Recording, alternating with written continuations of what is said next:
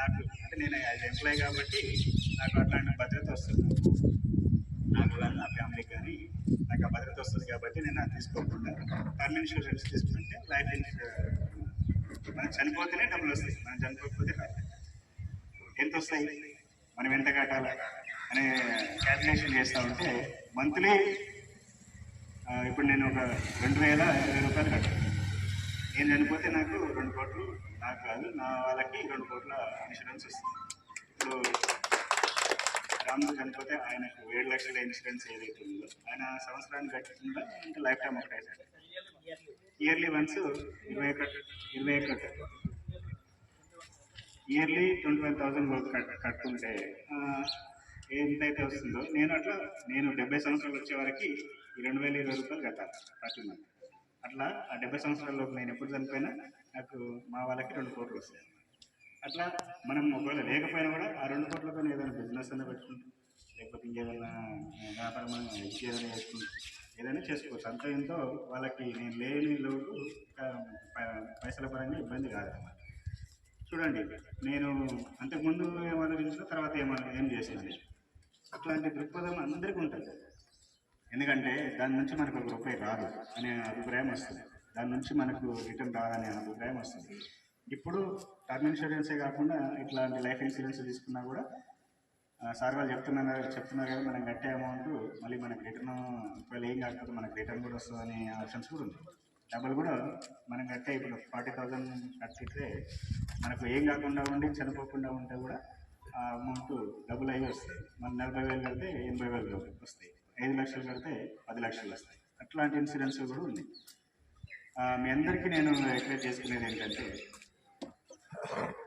ఇట్లాంటి ఇన్సూరెన్స్ చేసుకోండి, ఏదో ఒకటి చేసుకుంటే మీ ఫ్యామిలీకి భద్రత ఉంటుంది. ఇది ఓన్లీ చనిపోతేనే కాదు, హెల్త్ ఇన్సూరెన్స్ కూడా ఉంది. మీరు సడన్గా వెళ్తూ ఉన్నారు, ఏదైనా యాక్సిడెంట్ అయింది, మీ బైక్కి ఇన్సూరెన్స్ ఉంటే అది క్లెయిమ్ అవుతుంది. లేదు అట్లా కాకుండా నీకు పర్సనల్గా హెల్త్ ఇన్సూరెన్స్ తీసుకుంటే మనకు జరగాలని కోరుకుంటాం, కానీ జరిగినప్పుడు ఇన్సూరెన్స్ లేకపోతే నువ్వు అన్ని రోజులు కష్టపడి సంపాదించుకున్న నీ పైసలన్నీ హాస్పిటల్కి పెట్టాల్సి వస్తుంది. ఒకవేళ నీ ఇంట్లో లేకపోతే ఎవరి దగ్గర అప్లై చేసుకొని పెట్టాల్సి వస్తుంది. దానికోసం నీ ఈ యాక్సిడెంట్ అయినా కూడా నువ్వు మళ్ళీ ఎమ్మడే కోలుకోలేవు. 5 నెలలు 6 నెలలు సంవత్సరము పడుతుంది మళ్ళీ.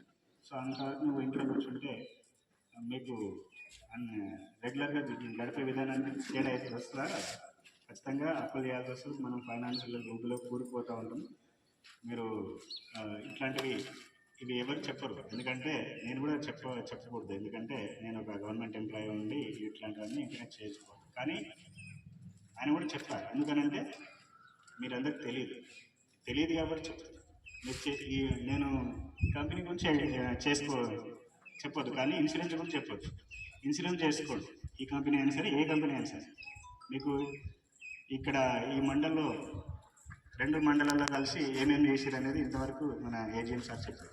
సో వాళ్ళపైన మీకు నమ్మకం ఉంటే ఈ కంపెనీలో అయినా వేసుకోండి, లేదు మాకు ఇంకా వేరే కంపెనీ నమ్మకం ఉందంటే ఆ కంపెనీలో అయినా చేసుకోండి.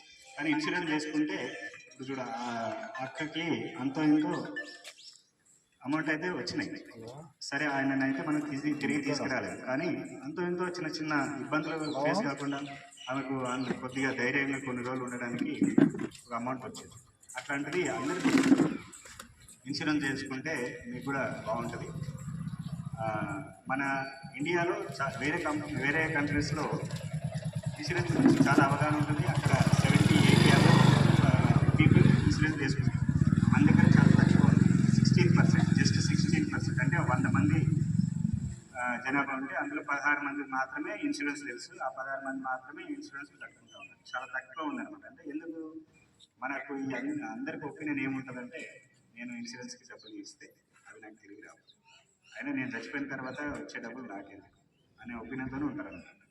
ఇట్లాంటి వాళ్ళని మనం ఏం చేయలేము. కానీ ఎవరైతే ఫ్యామిలీ కోసం కష్టపడతారో, ఎవరైతే నా పిల్లలు బాగుండాలని అనుకుంటారో, ఎవరైతే వాళ్ళ అమ్మ నాన్న నేను లేకపోయినా కూడా కొద్ది రోజులు సంతోషంగా ఉండాలని అనుకుంటారో వాళ్ళు ఇన్సూరెన్స్ చేసుకోండి, మీరు అనుకున్నట్టు ఖచ్చితంగా జరుగుతుంది. ఇంతటితో నాకు ఇచ్చిన అవకాశాన్ని వినియోగించుకుంటూ